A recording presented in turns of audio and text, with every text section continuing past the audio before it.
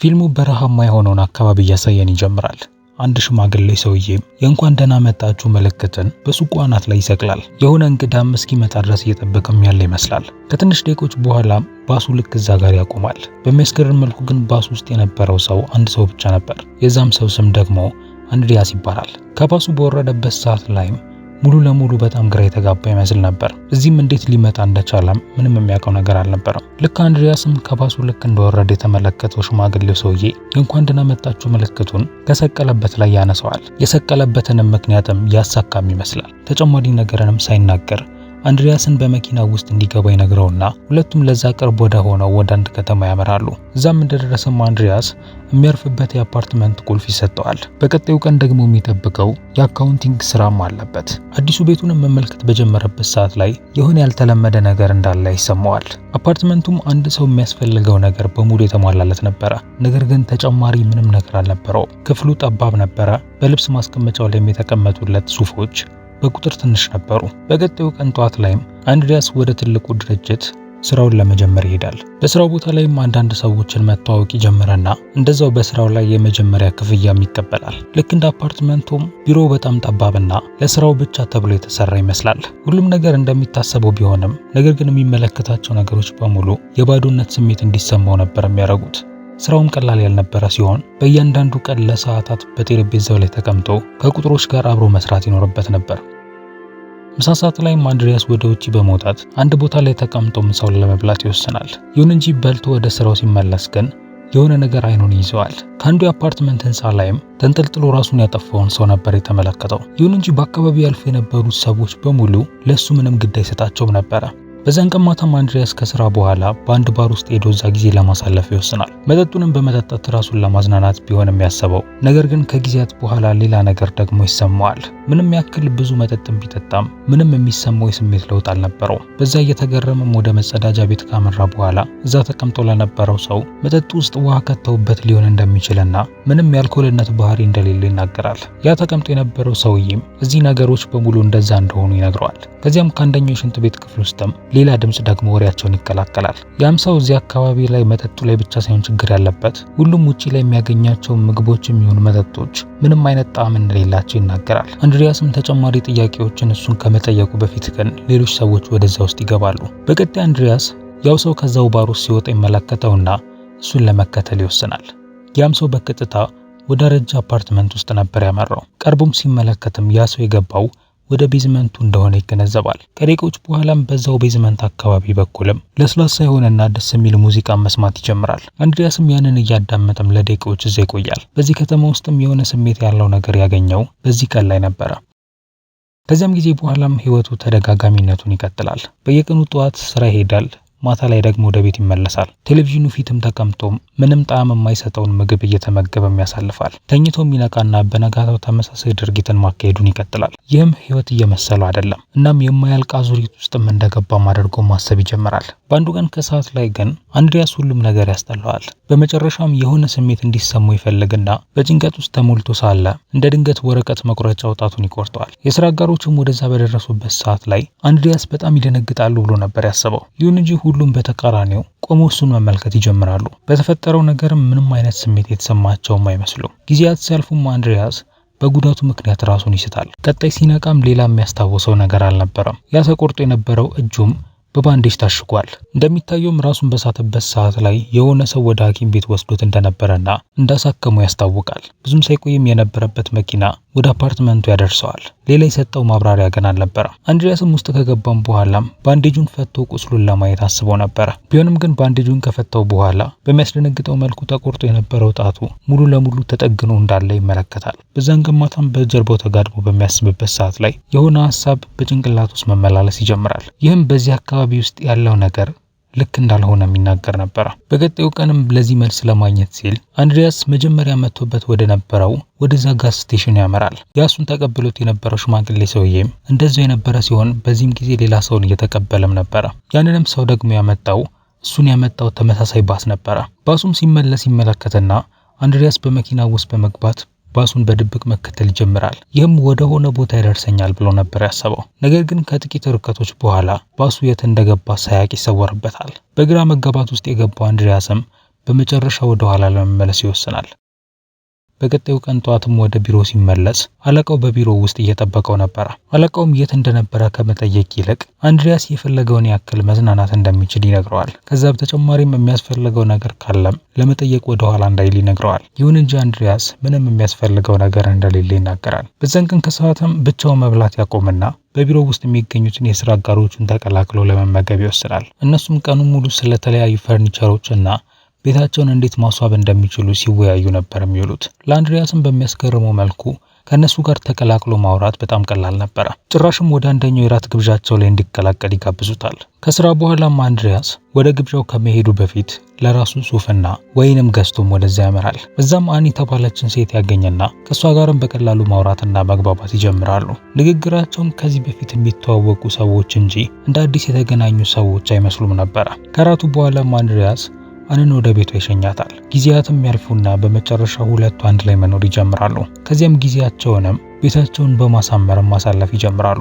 ልክ የቤታቸውን ፕሮጀክትን በጨረሱበት ሰዓት ላይ ሁሉንም የሥራ ጓደኞቻቸውን በመጥራት አንድ የራት ግብዣን ያዘጋጃሉ። አንድሪያስም እስካሁን ይፈልገው የነበረውንም ህይወት በዚህ መልኩ ያገኘ ይመስላል። ነገር ግን ብዙም ሳይቆይ ያ ተመሳሳይ ድርጊት ተመልሶ ይመጣል። በጓደኞቹ መካከል የሚደረገው ንግግር በሙሉ በመጨረሻ ዞሮ ወደ ፈርኒቸር ወሬ ነበር የሚመጣው። እናም ሙሉ ህይወታቸውም ተመሳሳይ የሆነበትም ይመጣል። እንቅልፍ ባጣበት ሌሊት ላይም ለራሱ ተነስቶ ቡና ያፈላል። በከተማው ውስጥ እንዳሉት ሁሉም ነገሮችም ቡናው ምንም አይነት ጣዕም አልነበረውም። ከደቂቆች በኋላም አንም ትቀላቀለውና በተለመደው መልኩ ቤታቸውን ድጋሚ እንዲያሳምሩት ሀሳብ ታቀርብለታለች። በዚህም ጊዜ ላይም አንድሪያስ የትም ቦታ ቢሄድ ምንም ነገር ቢያደርግ ይሄ ባዶነት እየተከተለው እንደሚመጣ ይገነዘባል።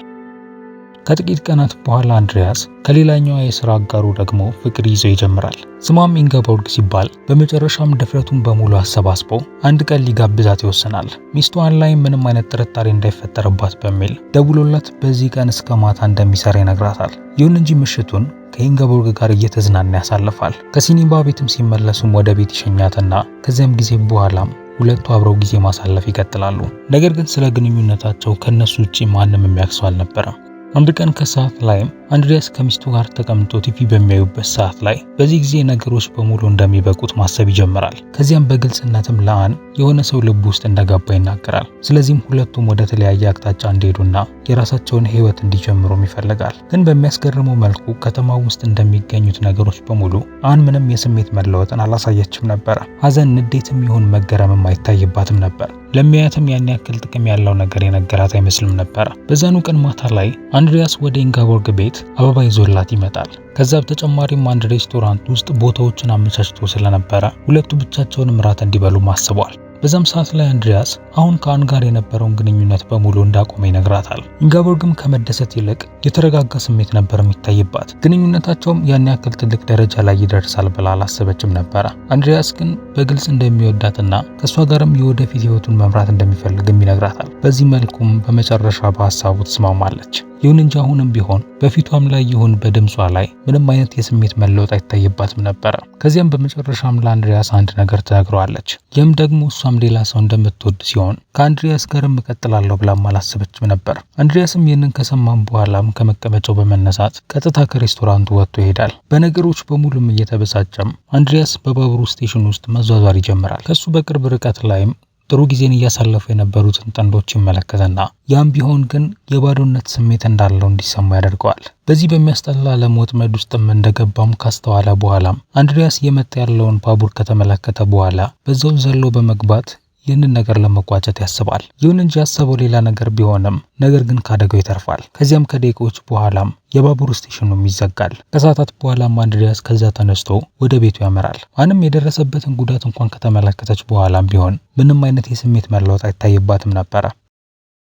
ከጥቂት ቀናት በኋላም አንድሪያስ ወደ ተለመደው ባር ሄዶ መዝናናት ይጀምራል። ከዚያም ልክ ወደ መጸዳጃ ቤት ሲገባም እዛ አግኝቶት የነበረውን ሰው ትዝ ይለዋል። እሱን ለማግኘት በማሰብም አንድሪያስ ያ ሰው ይኖርበት ወደ ነበረው አፓርትመንት ያመራል። ብዙም ሳይቆይም ከዚህ በፊት ሰምቶት የነበረውን ያንን ለስላሳ ሙዚቃ በሱ ቤት በኩል መስማት ይጀምራል። በዚህም ጊዜ ግን ወደ ውስጥ መግባት አስቦ ስለነበረ በጓሮ በኩል በመሄድ ወደ ቤዝመንቱ በሚያወርደው መንገድ ይወርዳል። እዛም በመጨረሻም ያንን ሚስጥራዊ ሰው ያገኘዋል። የሰውየው ስምም ሂዩጎ ሲሆን የሚኖርበት ክፍልም በጣም ትንሽ ነበረ። በግድግዳው ላይም አንድ የተሰቀለ ስዕል ያለ ሲሆን ኮርኒሱ ደግሞ በብዛት በሚቆጠሩ አምፖሎች አሸብርቆ ነበረ።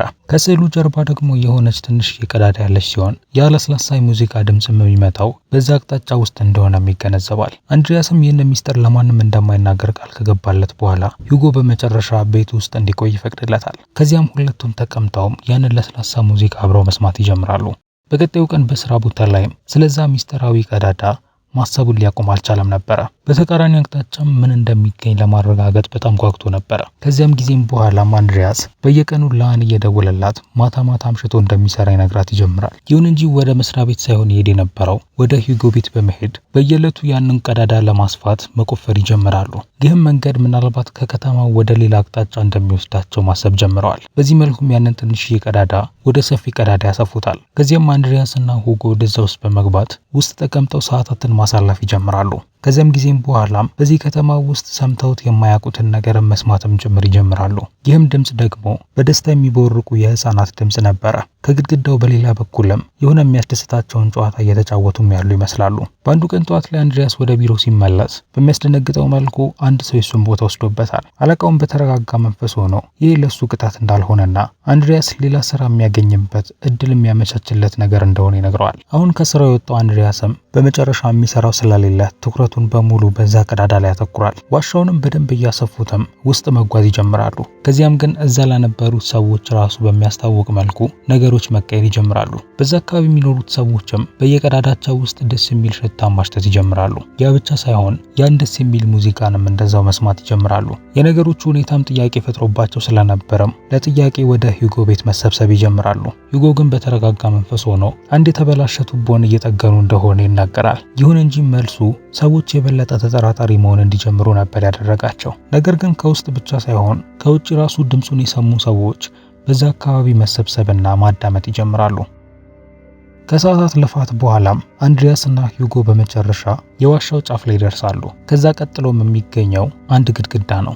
ትንሽ ቀዳዳንም ከፈጠሩ በኋላም አንድሪያስ እጁን በቀዳዳው ውስጥ ዘርግቶ ያለውን ነገር ለማየት ይሞክራል። በተቃራኒ በኩል ያለውን ቤትም በሚያምር የፀሐይ ብርሃን የተሞላ ቤት ይመስላል። በእጁም ከዳሰሰ በኋላም በመጨረሻ ጠረጴዛው ላይ ተቀምጦ የነበረውን ኬክ ያገኛል። ጊዜ ሳያባክንም በእጁ ስቦ ከወሰደ በኋላ ያንን ይቀምሳል። እዚህ ከመጣም ጊዜ ጀምሮም ያጣጣመው የሚጣፍጥ ኬክ ይህንን ብቻ ነበረ። የጽዳት ቡድኑም እዛ ደርሰው ሂዩጎና እሱን ከቤታቸው በሚያስወጧቸው ሰዓት ላይ አንድሪያስ ምንም መጥፎ ስሜት አልተሰማውም ነበረ። ከጥቂት ቀናት በኋላም ሂዩጎ በመጨረሻ ይፈታል። ይሁን እንጂ አንድሪያስ ግን እዚህ ከተማ ካሉ ሰዎች መለየት እንዳለበት ይወሰንበታል። የከተማው መሪዎችም በዚህ ከተማ ውስጥ የሚኖሩ ሰዎች በሙሉ ደስተኛ እንደሆኑና ይህንንም ደስታቸውን ደግሞ የሚለውጥባቸው ሰው እንደማይፈልጉም ይነግሩታል። ብዙም ሳይቆይም እሱን ያመጣው ሽማግሌ ሰው ወደዛ በመምጣት እሱን ይዞት መመለስ ይጀምራል። ሁለቱ እሱን የያዙት ሰዎችም እንደዛው ከሱ ጋር አብረው ነበሩ። ከዚያም አንድሪያስ ሁሉም ነገር ተጀምሮበት ወደ ነበረው በዚህ የጋዝ ስቴሽን ውስጥ ራሱን ያገኘዋል። ከደቂቃዎች በኋላ እዛ የደረሰው ባስ ወደዚያ ያመጣውን ተሳፋሪ ያወርዳል። ባሱም ከመሄዱ በፊትም እነዛ ሰዎች አንድሪያስን በባሱ ዕቃ ማስቀመጫ ውስጥ እሱን ከከተቱት በኋላ መኪናውን እንዲሄድ ያደርጉታል። ከሰዓታት በኋላም አንድሪያስ በዛ ዕቃ ማስቀመጫ ውስጥ ከባድ መከራ ካሳለፈ በኋላ እዛው ባለበት እንቅልፍ ይወስደዋል። ከጊዜያት በኋላም ባሱ መቆሙን አስተውሎ ከመኪናው ውስጥ ይወጣል። ሲወጣ የተመለከተው ማለቂያ የሌለው የበረዶ ግግርን ነበረ። አንድሪያስም የት እንዳለም ሳያውቅ በፊት ባሱ ወዲያው ተነስቶ ከዛ ይሄዳል። አንዳንድ መረጃዎች ጸጥተኛው ከተማ የቅጣት ስፍራ ወይም ሲኦልን እንደሚወክል ያሳያሉ። ጉድጓዱና የሚያምር ድምጽ የነበረበት ቦታ ደግሞ እንደ ገነት ያዩታል። ትክክለኛ ደስታ፣ ነፃነትና ስሜትም የሚገኘው እዛ ውስጥ ነው። ነገር ግን ፊልሙ ተጨማሪ ምላሾችን ስለማይሰጠን ሁሉም ሰው በፈለገው መልኩ ፊልሙን ተርጉሞ እንዲረዳው የፈለገ ይመስላል። ፊልሙ ይህን ይመስል ነበር። ከተመቻችሁ ላይክ እና ቻናሉን ሰብስክራይብ ማድረግ እንዳትረሱ። በሌላ ቪዲዮ እስከምንገናኝ ድረስ ግን ቻው።